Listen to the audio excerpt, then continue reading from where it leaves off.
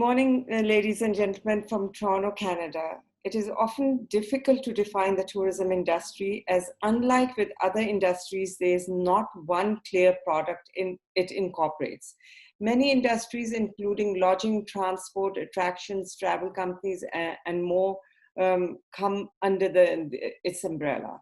In its broadest sense, tourism is defined as when people travel and stay in places outside of their usual environment for less than one consecutive year for leisure, business, health, or other reasons. Globally, the contribution to GDP worldwide in 2019 was just over 9.2 billion US dollars. In 2018, it was estimated that the number of international tourist arrivals worldwide would reach approximately 1.4 billion.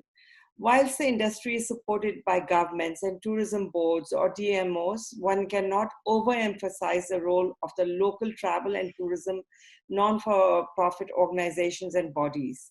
These organizations are responsible for not only the industry standards and procedures, but in times of crisis, such as now of COVID-19, become the single source of binder to keep the community and the industry together and during periods like these.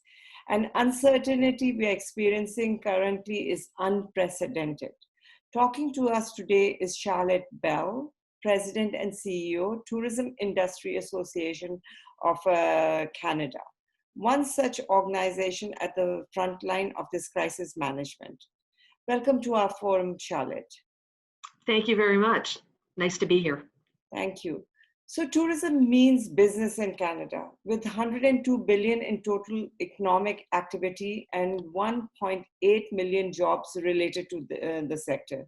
Tourism is one of the few truly national industries that generates business in every region, province, territory, town, and community of Canada. Just as recent as in February, you did a press release. Canadian tourism reaches new milestone in 2019 with 22.1 million inbound visitors, marking the sixth consecutive year of increased travel to Canada. This growth affirmed TIAC's success in advocating for increased federal investments in tourism and reduction of barriers and challenge and constrain industry growth. Canada saw gains for both mature and emerging visitor markets, showing that Canada remains a top destination for leisure, study, and business travel. Talk to us about that time, up to that point. Oh, well, as you said, we had been in a growth period for a number of years, and we've done a lot of work with government and with our industry to make sure that that we were putting the best conditions in place to increase international travel. Of course, domestic travel is also very important in Canada, but certainly the area of growth that we have focused on primarily in order to grow the tourism industry in Canada has been international. So we were, of course, in a very happy place, wow. Celebratory mood.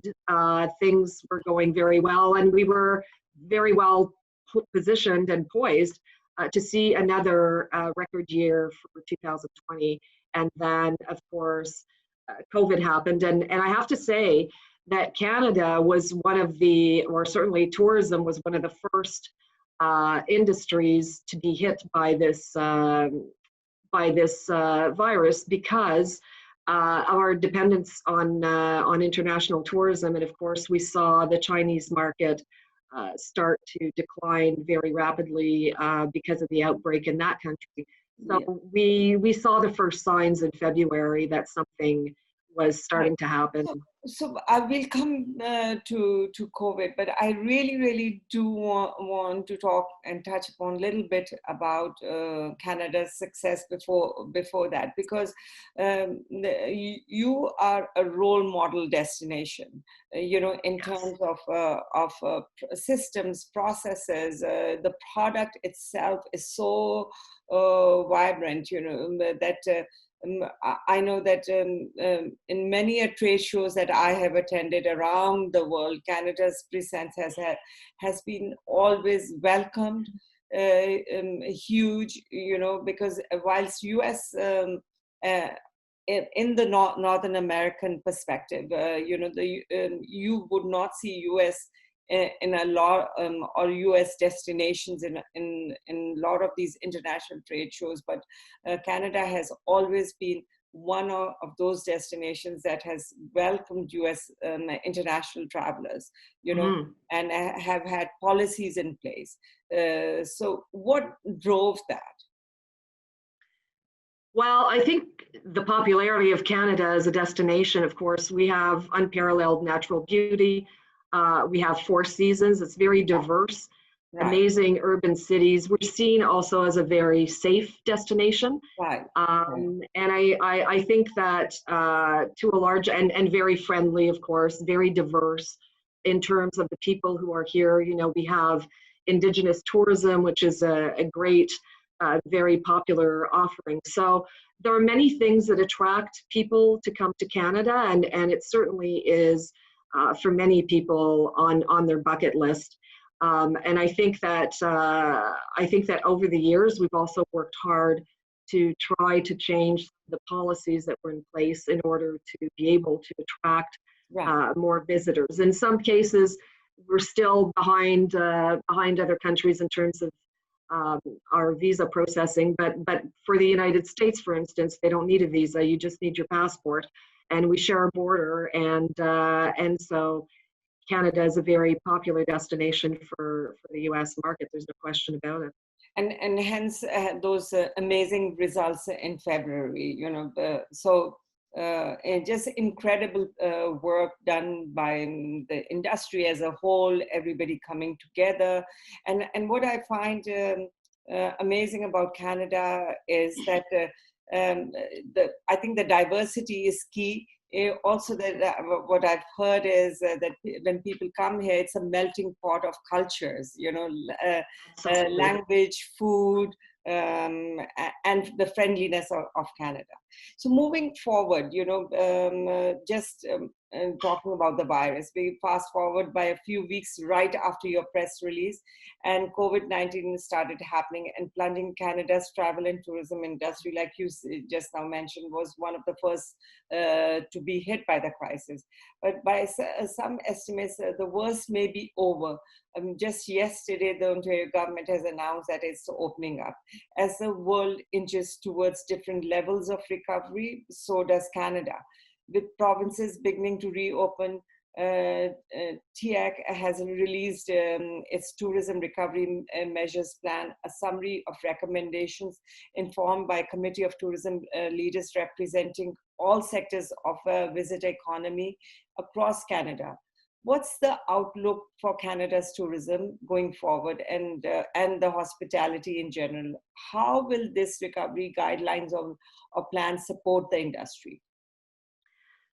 Well, first of all, I would say that the outlook for Canada is still very challenging because Canada is a federation. So you have 10 provinces and 3 territories, and each of them have the authority to decide when they're going to reopen, under what conditions.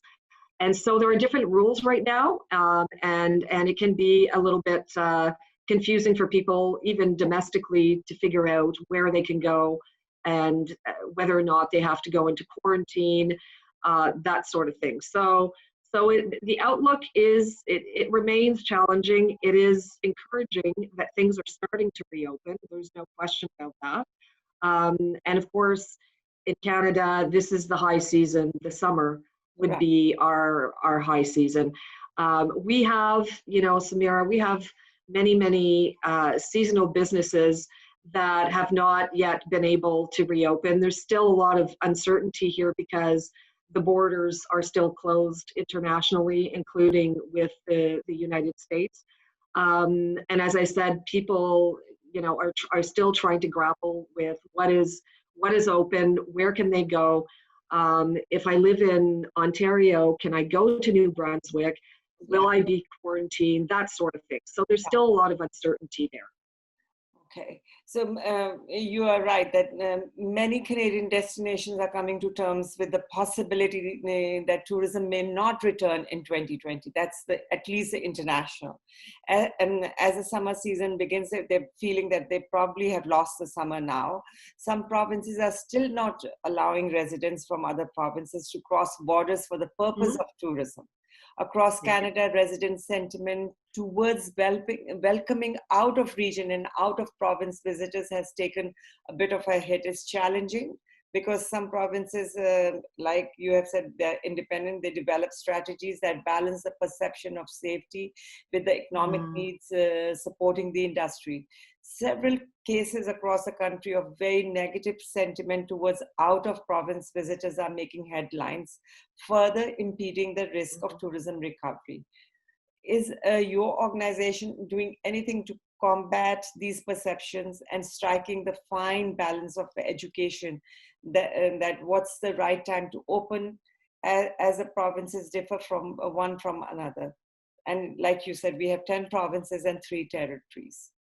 Exactly. And we're calling on all governments, all of the provincial governments and the territories to work together and have a more collaborative approach to this. And actually, there are some positive signs.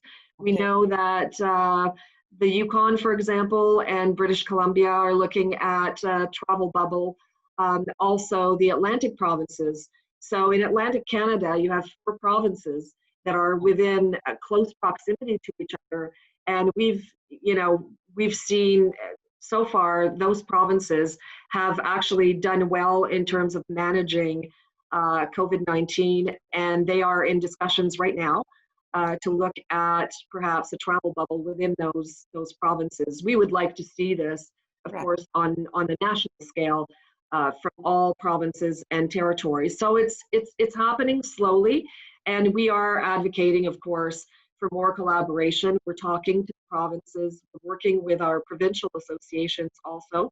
TIAC is the national association representing the industry, but we are working with the provinces and the territorial associations to have one message and work together to encourage governments to make sure that we can reopen in a coordinated and collaborative approach.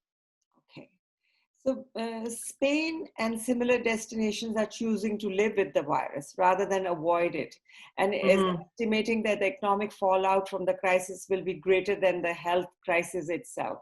With this mindset, destinations within the country are using the opportunity to reset tourism to address some of the pre-COVID-19 challenges, such as mass tourism, low-yield visitation, as well as leveraging on technology, innovations, AI, AR, VR, innovations to manage the flow of travelers.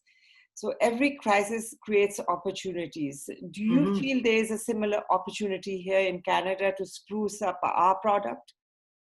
Absolutely. I think every, even though you might not see it immediately, and of course the industry is living through its darkest moments.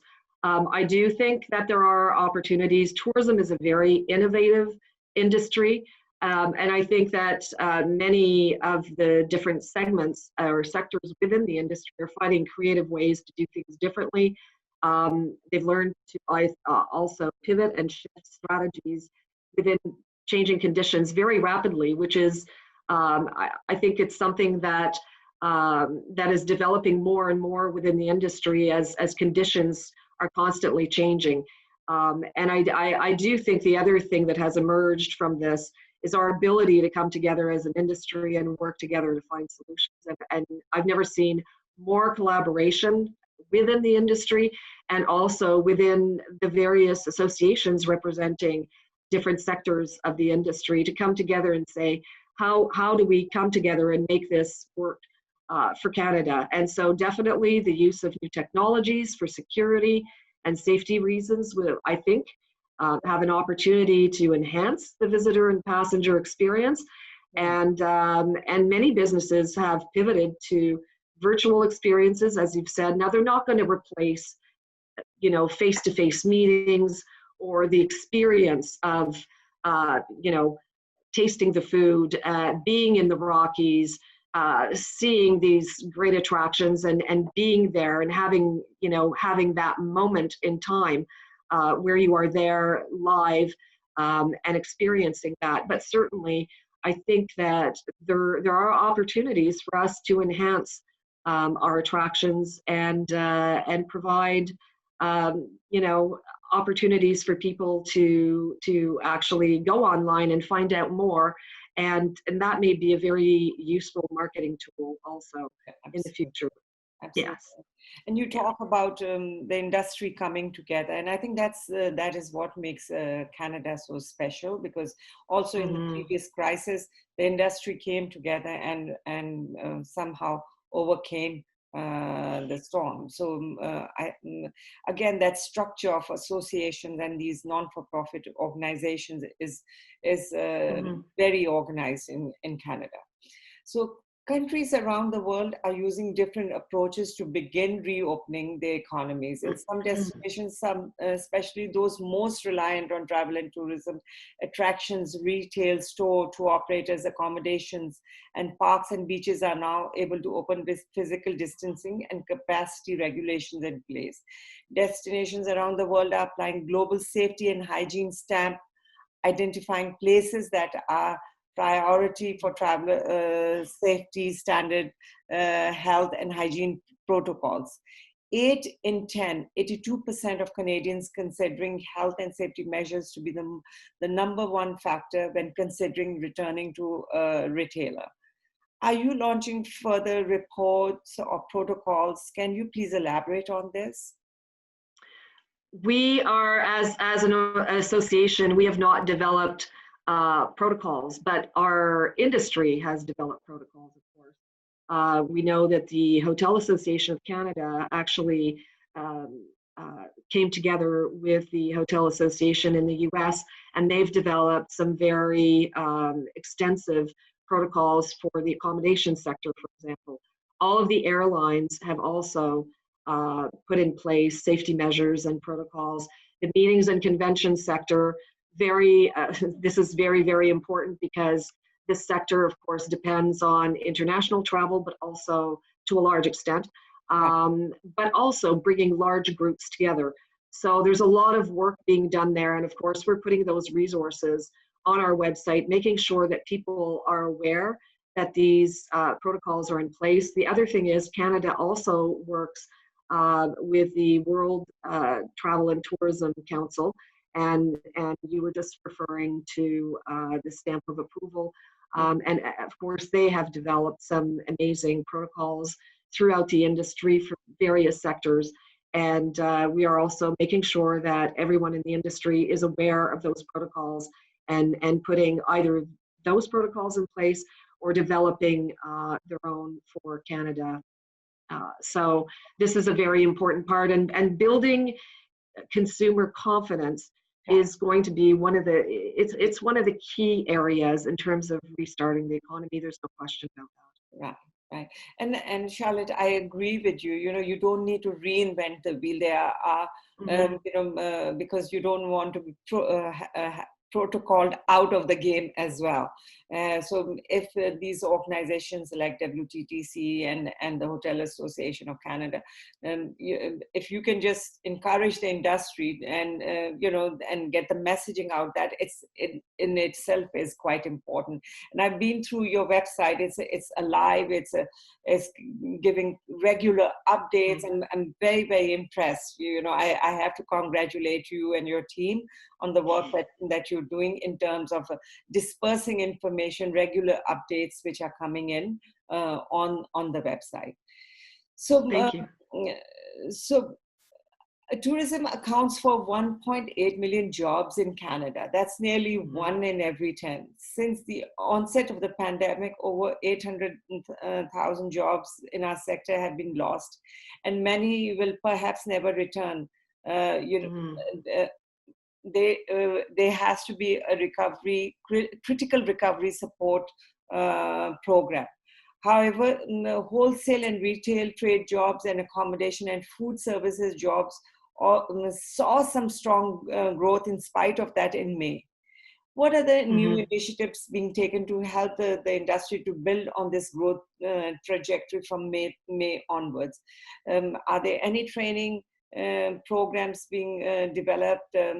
And also, do you think the worst is over and it will only get better from here on?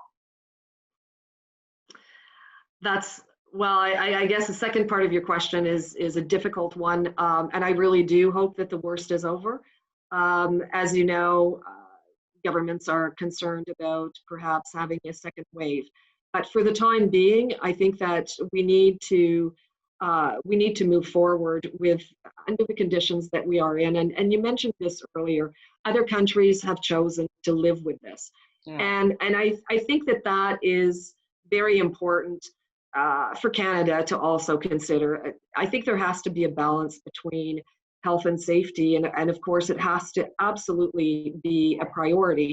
But we also have to come together and realize that this is something that we are going to have to live with exactly. for, yes. Yeah, And so we have to continue to find ways to make sure that people are safe, to make sure they know that they're going to be safe, that you are building that confidence for travelers, whether they're domestic or international travelers when the borders reopen. But I think that, you know, the danger is, you know, you can't just shut down the economy indefinitely, because the long-term impact is going to be massive. And as you've mentioned, you know, certainly the job loss has been significant. And yes, we are seeing some of those jobs return as things slowly start to reopen. There are training programs, and I would certainly encourage your listeners and your viewers to go to, for instance, Tourism HR Canada mhm, actually has programs in place, and they are posting all kinds of information. There is a huge demand okay. for people who want training programs, and I think that is definitely going to become key in terms of retraining people and getting them back into the job market as things start to open slowly and gradually, of course. Right. Okay, that's good to know. Uh, Yes. so in 2009, the commercial aviation industry entered a golden age. Between 2009 and 2019, revenue in the global aviation industry grew at compound annual growth of around 5.3%, reaching Mhm. 838 billion US dollars in 2019. Of course, the virus also exposed this segment as the worst in terms of much needed long-term reforms and modernization. Airlines are restoring services in phases to rebuild traveler confidence. Domestic routes are increasing first as provincial state regulations relax, followed by regional and international long-haul flights. Air Canada is tentatively planning to has resumed some of the domestic trans-border and international flights since June the 15th. As a travel and tourism veteran and a traveler, I'm sure yourself, I'm most interested to hear what is your view? How will airlines adapt to the new normal with perhaps increased rates, zero alcohol, and for no food service, and crew dressed as if out of space? Or will it be business as usual in few months down the line? Things will bounce back to how they used to be. What is your opinion? What is your sense?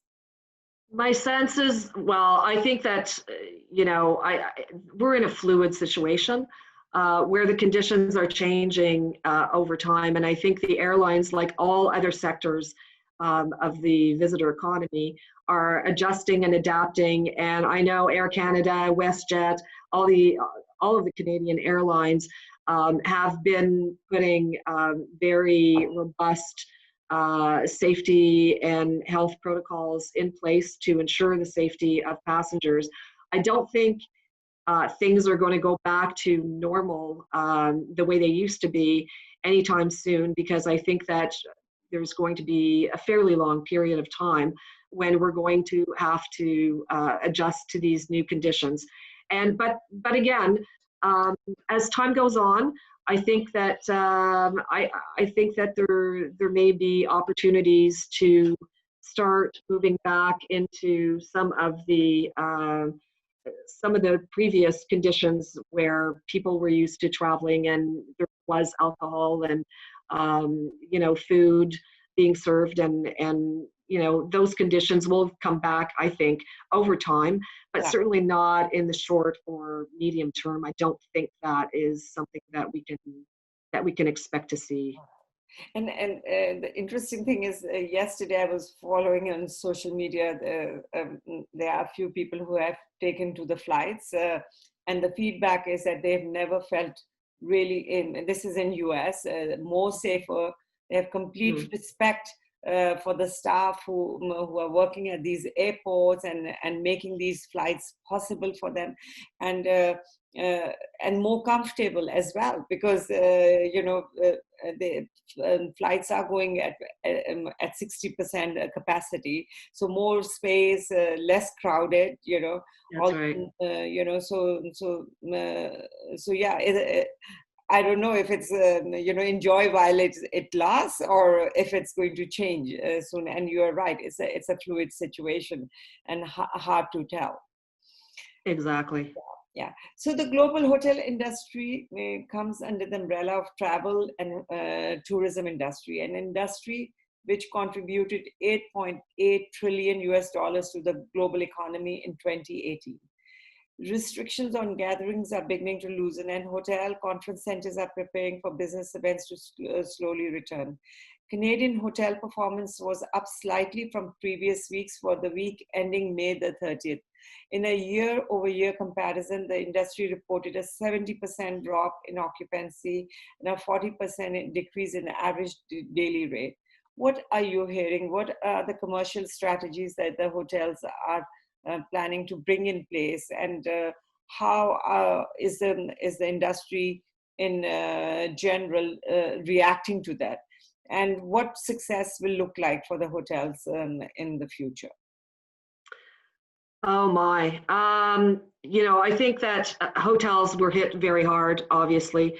And one of the critical elements here is the fact that many hotels depend on large gatherings, meetings and conventions, weddings, those types of things, which, of course, in Canada, we have very strict rules, and they vary across, as I had mentioned earlier, across the provinces and across the territories in terms of how many people can actually gather in one place for either a wedding or a meeting or conventions. Right. So hotels are going to struggle, I think, for quite some time, certainly with the loss or the slow recovery that will happen on the meetings and convention side, which at the moment there's not a lot happening there. So I think hotels are continuing to grapple with these issues, but they have worked very, very hard in terms of rebuilding consumer confidence, making sure that they have all of the safety measures in place to make sure that visitors are safe, and that their staff are also safe. So this is going to be, again, something that's going to evolve over time. And I think we're just seeing the beginning, certainly in Canada. We're only at the beginning of things starting to reopen. Not all hotels have reopened. What about And what do you see the future of Airbnb? Because they say that the bigger brands have the bandwidth and the resources to apply all the hygiene standards and to give that peace of mind. But products like Airbnb, we've seen their profits decline, totally tank. So what's the situation in Canada in that regard? well, I think that Airbnb, first of all, is not regulated, and they are, they haven't been having to adhere to these types of standards that hotels have had to adhere to for years and years. So they have the experience and the know-how in terms of providing consumer confidence, making sure that they are already adhering to standards that were already in place, and they've beefed that up. So I think that Airbnb, difficult to say how that segment is going to is going to evolve through this new normal that we're in. But I think that in terms of making sure that people are feeling safe, I think that the accommodation sector, the commercial accommodation sector, certainly has a leg up on Airbnb in terms of being able to provide that certainty to visitors. Yeah. So the crisis has pushed the online travel industry sites specializing in the selling of travel products such as flights, hotels, and rental cars to ramp up their services even more. Gone are the days where travel bookings and reservations were only possible by visiting travel agencies or ordering by phone. Travel websites and mobile apps have been making digital travel arrangements increasingly easy. In addition, this year's Tourism Week took place the last week of May. TIAC decided to take its activities online. Going virtual, going digital, is that the future of travel, or people will still need to go through the inconvenience of getting on plane to get to their dream destination? Well, I believe that, and as I said earlier, I think that online, and certainly we're excited, by the way, of taking our Congress online. It's something that we have not done before. We're excited with the opportunity because it may open other opportunities down the road when we continue to have our Congress face-to-face. There's no question, there is no substitute for having a meeting face-to-face, but online can enhance the experience. It can also expand the audience. For instance, for businesses or individuals who couldn't afford to travel to come to our Congress in the past, it might just expand the audience and the number of people who will be able to participate. I don't think, I think it's more of an enhancement rather than a replacement.